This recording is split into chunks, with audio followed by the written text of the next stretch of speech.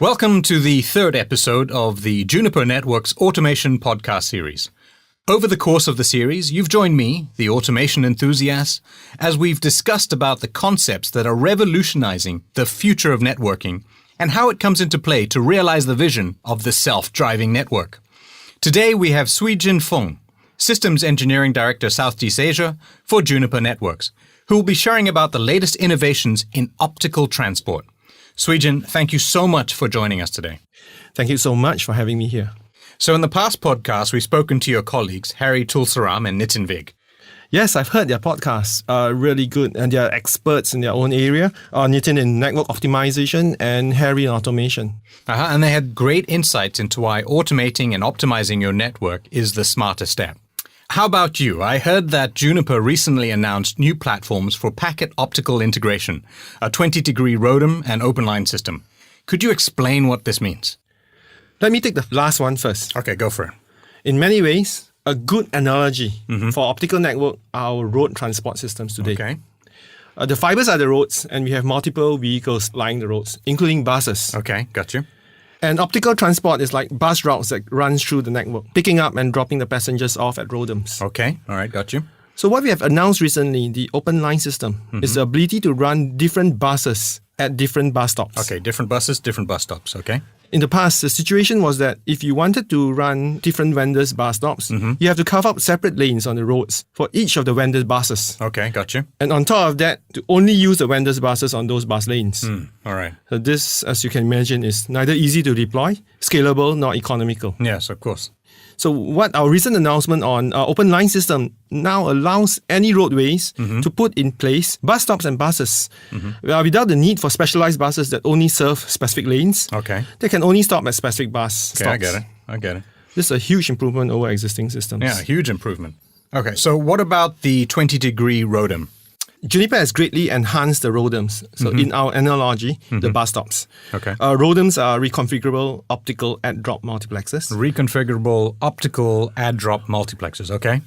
So which allow us to essentially insert or add, remove, basically dropping, different wavelength of light into and out of the optical fiber. Okay. So in the oldest ROADM designs, the buses kind of stop and leave in a single direction. Okay. So in our latest ROADMs, what we have essentially done is to provide an upgrade to these bus stops into full bus stations, allowing buses to arrive and leave in any of the 20 directions simultaneously. Wow, okay, so from 1 to 20, okay.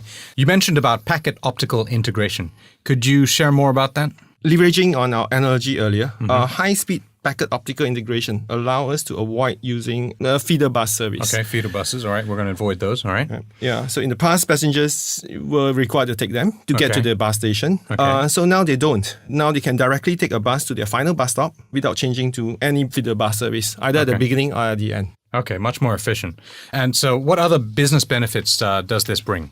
This packet optical innovations lowers the cost of deployment as well as increase the efficiency of fiber plants and operation. Okay. So with open line systems and packet optical integration, it enables the operator to mix and match different line systems without the need to specifically and statically carve out wavelength allocations and to allow third-party colored lasers to be directly used instead of the traditional gray optics. Okay. So Juniper also supports open optical element management systems to allow full cross-platform provisioning and optical integration. Okay, so let me summarize it. One point I'm getting is that it avoids vendor lock-in, and then another benefit is that it allows us to directly integrate packet into optical. Is that correct? Yes, that's right. Okay, and what about the 20-degree ROADMs then? So with the 20-degree ROADMs, there's no need for ring designs. Okay. And partial and full mesh designs save on capacity or can provide greater capacities to the same amount of fiber. Okay, so hence why the name 20 degrees is that 20 times more, is it? Yeah, okay, all right. That sounds great. But what about the technical benefits for the experienced IT folks here? So in addition to some of the benefits I've mentioned, business-wise, there are huge advantages in collapsing the packet layers and optical layers. Okay. For example, in the past, both these layers are often managed independently, and often high-ability provisioning is duplicated. Okay. So for example, the optical transport networking provides redundant path, but so does the packet layer. This is a waste of WAN capacity. Other than wasting WAN capacity, what is the worst case, though, that could happen? So in the worst case scenario, because the dependencies of one layer is opaque to the other layer, this can lead to suboptimal paths or even single points of failure. Okay, so single points of failure. Tell me a little bit more about packet optical integration.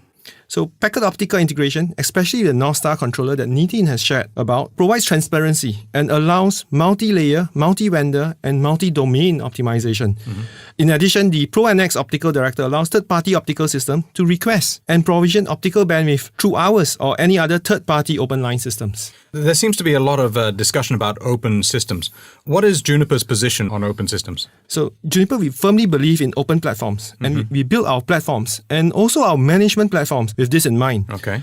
This enables seamless provisioning and operations and allow our customers to operate a heterogeneous multi-vendor network simply. Simply. Okay, that's great. Srijan, thank you so much for enlightening us on the world of packet optical. It's not as daunting as it initially seemed. It's really my pleasure. Thank you for having me.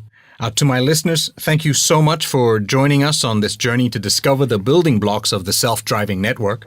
Till we meet again, I'm your automation enthusiast, signing out.